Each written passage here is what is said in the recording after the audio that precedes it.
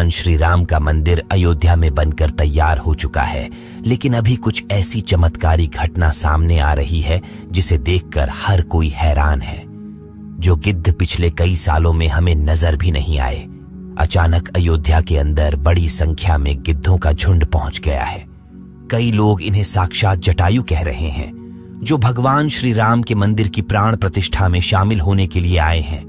लोगों को हैरानी इसलिए हो रही है क्योंकि जो गिद्ध की प्रजाति विलुप्त होने की कगार पर है, साल 2000 के बाद इतनी संख्या में कहीं पर भी नजर नहीं आए, और इतनी बड़ी संख्या में अयोध्या पहुंच जाना वाकई में भगवान श्री राम का चमत्कार है। और यह जब खबर मीडिया के अंदर पहुंची तो सब जगह भगवान श्री राम के चमत्कार की चर्चा होने लगी। इस चमत्कार को आज साइंटिस्ट भी मान रहे हैं। आज के इस वीडियो में भगवान श्री राम के मंदिर बनने वक्त हुए वह चमत्कार बताएंगे, जिसे सुनकर आप भी चौंक जाएंगे। आखिर क्यों नेपाल से 2 जो विशाल शिलाएं लाई गई थी, जिस भगवान श्री राम की मूर्ति बनाई जानी थी, लेकिन उनसे मूर्ति न बनाकर दूसरे पत्थरों को लाया गया। वीडियो शुरू करें उससे पहले कमेंट में जय श्री राम जरूर लिख दे। चलिए शुरू करते हैं आज का वीडियो। दोस्तों, जिस मौके का पूरी दुनिया इंतजार कर रही थी, अब वह घड़ी आ गई है। अयोध्या में प्रभु श्री राम मंदिर बनकर तैयार हो चुका है। 22 जनवरी को राम लल्ला की प्राण प्रतिष्ठा की जाएगी, लेकिन उससे पहले ही चमत्कार के ऊपर चमत्कार देखने को मिल रहे हैं। सबसे पहला चमत्कार तब हो गया जब लोगों को अचानक जटायु के वंशज गिद्ध आसमान में उड़ते दिखाई दिए। यहां तक कि भगवान श्री राम के भक्त इन्हें राम मंदिर की प्राण प्रतिष्ठा में आए मेहमान मान रहे हैं, क्योंकि पिछले कुछ सालों में यह प्रजाति विलुप्त सी हो गई थी। लेकिन राम मंदिर की प्राण प्रतिष्ठा नजदीक आते ही अयोध्या के आसपास बड़ी संख्या में गिद्ध आ पहुंचे हैं। लोग इस करिश्मा को देखकर पूजा भी कर रहे हैं, क्योंकि गिद्ध ऐसा प्राणी है जो भारत से विलुप्त हो चुका है। ऐसे में प्रभु श्री राम की प्राण प्रतिष्ठा से पहले ही वह कैसे दिखे, इसे लोग भगवान का चमत्कार मानकर पूजा कर रहे हैं। अब दोस्तों, यह इतनी बड़ी बात कोई सहयोग तो नहीं हो सकती है। दोस्तों, कुछ बुद्धिजीवी लोग रामायण के होने पर ही सवाल उठाते हैं। उन लोगों का मानना है कि रामायण असल में एक कहानी थी, मगर दोस्तों, आज भी रामायण से जुड़े हुए कई सारे ऐसे सबूत मौजूद है जो हर किसी को मानने के लिए मजबूर कर रहे हैं। भगवान राम ने जो पुल बनाया था लंका जाने के लिए, वह आज भी मौजूद है। उसे वैज्ञानिकों ने भी माना है। वैज्ञानिकों ने उसे देखकर कह दिया कि यह कोई प्राकृतिक नहीं है, बल्कि यह इंसानों द्वारा बनाया गया पुल है। और जिस जगह पर वह पुल बनाया गया था, वह आज भी उसी जगह पर मौजूद है। उस समय भगवान श्री राम ने अपने चमत्कार से पत्थर को पानी के अंदर तैरा दिया था, और उन तैरते हुए पत्थरों पर कदम रख के वानर सेना लंका में गई थी। दूसरा सबसे बड़ा सबूत रावण खुद की लंका है। रावण की लंका आज भी मौजूद है। और यह चमत्कार भी बहुत बड़ा सबूत है। जटायु गिद्ध प्रजाति से ताल्लुक रखते थे, वहीं जटायु भगवान श्री राम के परम भक्त थे। दोस्तों, जटायु और भगवान श्री राम के बारे में रामायण में भी कई बार हमें जिक्र मिलता है। त्रेता युग में जब भगवान श्री राम को अपने पिता द्वारा वनवास का आदेश मिला था, तब पंचवटी में भगवान श्री राम की पक्षीराज जटायु से मुलाकात हुई थी। पक्षीराज जटायु माता सीता को अपनी पुत्री के समान मानते थे।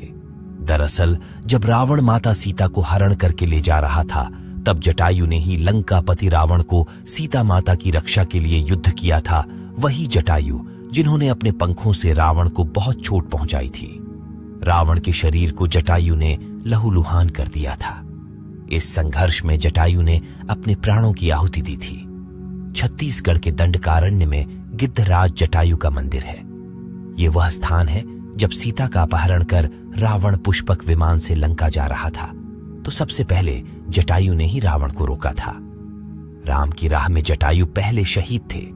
राम कथा में प्रसंग आता है जब जटायु के भाई संपाति ने कहा कि मेरे पंख कमजोर हैं, मगर आंख दूर की चीजें देख सकती है, इसीलिए मैं सीता जी को अशोक वाटिका में बैठी देख रहा हूं। इसलिए लोग इन्हें साक्षात जटायु के वंशज मान रहे हैं। दोस्तों, अयोध्या नगरी के अंदर ही भगवान श्री राम का जन्म हुआ था, जिसका जिक्र वाल्मीकि की रामायण में भी है। सालों तक चले राम राज्य के बाद जब श्री राम ने जल समाधि ले ली, तो अयोध्या नगरी सूनी हो गई। पौराणिक मान्यताओं के अनुसार उज्जैनी के राजा विक्रमादित्य जब यहाँ आखेट करने आए, तो उन्हें उजाड़ भूमि पर कुछ चमत्कार दिखाई देने लगे। खोज की तो पता चला कि ये श्री राम की जन्म भूमि है। इसके बाद उन्होंने यहाँ श्री राम के भव्य मंदिर का निर्माण कराया, जिसमें काले रंग के कसौटी पत्थर वाले 84 स्तंभ थे। समय समय पर यहाँ राजाओं मंदिर की देखभाल की, लेकिन 14वीं शताब्दी में जब भारत में मुगलों का शासन हुआ तो श्री राम जन्मभूमि को नष्ट कर वहां बाबरी मस्जिद बना दी गई। 1525 में राम जन्मभूमि मंदिर को बाबर के सेनापति मीर बांकी ने ध्वस्त करवाया था। बाबरी मस्जिद की 3 गुंबद थी, जिसके बाहरी हिस्से में एक चबूतरे में श्री राम के बाल स्वरूप की पूजा होती थी। इसे राम चबूतरा कहते थे। लेकिन 1949 में बाबरी मस्जिद के मुख्य गुंबद के ठीक नीचे वही मूर्ति निकली जो सदियों से राम चबूतरे पर विराजमान थी। बाबरी मस्जिद और राम जन्मभूमि मंदिर पर सालों चले विवाद के बाद आखिरकार श्री राम की अपनी जन्मस्थली पर प्राण प्रतिष्ठा हो रही है। अब एक सवाल यह है कि आखिर अयोध्या में भगवान श्री राम की मूर्ति बनाने के लिए नेपाल से 2 विशाल पत्थरों को लाया गया था। इन पत्थरों को लाने के बाद आखिर क्यों उन पत्थरों से मूर्ति नहीं बनाई गई? ऐसी क्या वजह थी कि नेपाल के उन 2 पत्थरों की जगह दूसरे पत्थरों का इस्तेमाल किया गया? दरअसल राम मंदिर के निर्माण का काम पूरा होने के बाद फरवरी में नेपाल के कालीगंड की तट से 2 शिलाएं अयोध्या लाई गई थीं। इन 2 शिलाओं का वजन 14 टन और 27 टन था। शुरुआत में इन शिलाओं से राम मूर्ति बनाए जाने की बात सामने आई, लेकिन बाद में पता चला कि इन शिलाओं को राम मूर्ति बनाने के लिए उचित नहीं पाया गया। भारतीय मीडिया में छपी कुछ खबरों के मुताबिक इन पत्थरों से मूर्ति नहीं बनाए जाने की एक वजह राम मंदिर से जुड़े संतों की ओर से जताई गई आपत्ति थी। खबरों के मुताबिक कुछ संतों का मानना था कि इन पत्थरों को मूर्ति निर्माण में इस्तेमाल नहीं कर सकते, क्योंकि कालिंदी की चट्टानों को तोड़ा नहीं जाना चाहिए, क्योंकि वे शालिग्राम के बराबर हैं। हालांकि अयोध्या पहुंचे नेपाली प्रतिनिधियों के मुताबिक इन शिलाओं की तकनीकी जांच के बाद मूर्तिकारों ने कहा कि ऐसी शिला से मूर्ति तराशना संभव नहीं है। इसके बाद दूसरे पत्थरों से मूर्तियां बनाई गईं। नेपाली प्रतिनिधियों के मुताबिक 27 टन वजनी शिला पर मूर्ति तराशने की कोशिश की गई थी, क्योंकि 4 मूर्तियां टन वजनी शिला को इनमें से सबसे अच्छी मूर्ति का चयन कर, लेकिन 27 टन वाली शिला भी उपयुक्त न पाए जाने के बाद दोनों शिलाओं को राम मंदिर निर्माण स्थल के पास रखा गया है। भारतीय मीडिया के मुताबिक राम मंदिर के गर्भगृह में रखने के लिए देश की अलग अलग जगहों से लाए गए पत्थरों से 3 मूर्तियां बनाई गई हैं। इनमें से सबसे अच्छी मूर्ति का चयन कर उसे गर्भगृह में स्थापित किया जाएगा। दोस्तों, अयोध्या में दुनिया का सबसे बड़ा विशाल मंदिर बन रहा है। प्रधानमंत्री नरेंद्र मोदी ने 5 अगस्त 2020 को अयोध्या में राम मंदिर की आधारशिला रखी थी। बाबरी मस्जिद को ढा दिया गया था, जिसके बाद हिंदू पक्ष और मुस्लिम पक्ष के बीच इलाहाबाद हाई कोर्ट से लेकर सुप्रीम कोर्ट तक लंबी कानूनी लड़ाई चली। इसके बाद नवंबर 2019 में ऐतिहासिक फैसला सुनाया और आदेश दिया कि अयोध्या में विवादित जमीन पर मंदिर बनाया जाए।